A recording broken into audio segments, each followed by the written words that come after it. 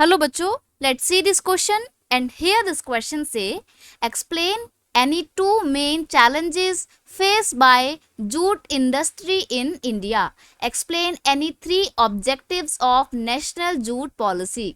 Question में ना आपसे एक ही क्वेश्चन में दो बातें पूछी हैं। पहला पार्ट में पूछा है कि जूट इंडस्ट्री के सामने कौन कौन से मेन चैलेंजेस हैं, आपको कोई दो मेन चैलेंजेस बताने हैं जूट इंडस्ट्री के सामने, और आपको बताना है कि जो नेशनल जूट पॉलिसी सन 2005 में गवर्नमेंट ऑफ इंडिया ने इंट्रोड्यूस की थी उसके क्या तीन ऑब्जेक्टिव थे, ये बताना है। तो हम यहाँ पे बात किसकी कर रहे हैं, जूट इंडस्ट्री की बात कर रहे हैं, जो कि एक बहुत इंपॉर्टेंट मैन्युफैक्चरिंग इंडस्ट्री है इंडिया की, इसलिए यहाँ पे क्वेश्चन का की कॉन्सेप्ट है जूट इंडस्ट्री। तो डिस्कस करते हैं। सबसे पहले हम बात करेंगे चैलेंजेस की कि कौन कौन सी चैलेंजेस है, कौन कौन सी प्रॉब्लम्स है जो जूट इंडस्ट्री को फेस करनी पड़ती है। पहला है India faces a problem of shortage of raw jute as most of the jute growing area या jute producing area went to Bangladesh after the partition। देखो इंडिया का पार्टीशन कब हुआ था, 1947 में पार्टीशन हुआ था।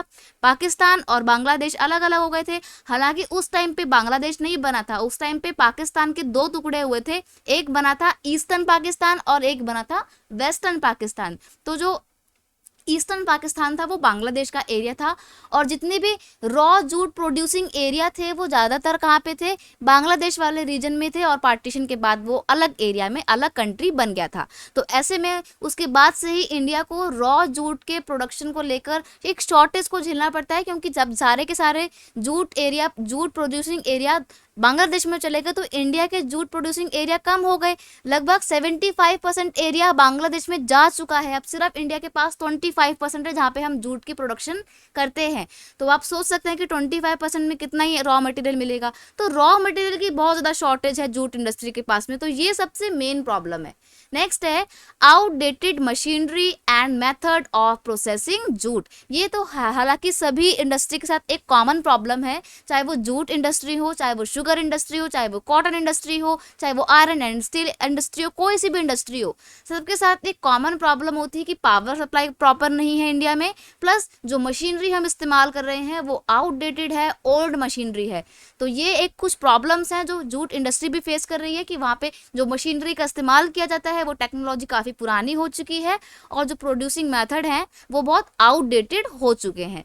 अब अगर हम बात करें सेकंड फेज की, जो क्वेश्चन में पूछा है सेकंड पार्ट कि क्या क्या मेन ऑब्जेक्टिव है नेशनल जूट पॉलिसी के, तो सबसे पहला ऑब्जेक्टिव है, पहला उद्देश्य है, main objective of national jute policy सन 2000 was to increase productivity and improve the quality, यानी कि ये आई है।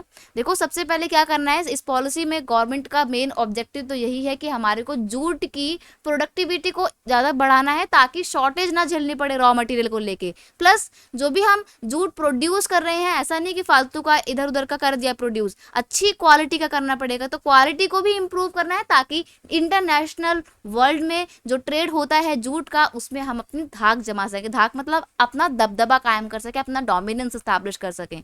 बाकी नेक्स्ट है to ensure good and reasonable prices of jute farmers to jute farmers, यानी कि जो भी जूट प्रोड्यूस कर रहे हैं किसान उनको उनकी फसल का सही दाम मिले, ये इस नेशनल पॉलिसी ने एंश्योर करने की पूरी कोशिश की है। ये इसका मेन ऑब्जेक्टिव है कि जो भी किसान जूट की खेती करते हैं उनको उनकी जूट की खेती का बिल्कुल सही दाम मिलेगा, कोई उनको एक्सप्लॉइट नहीं करेगा उनको कम पैसे देके।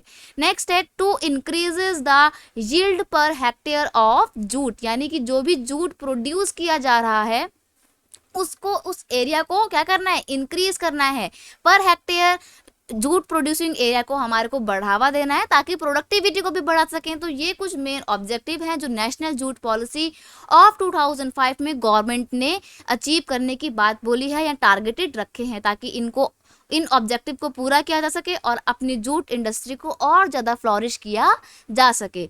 I hope you understand it well. Best of luck.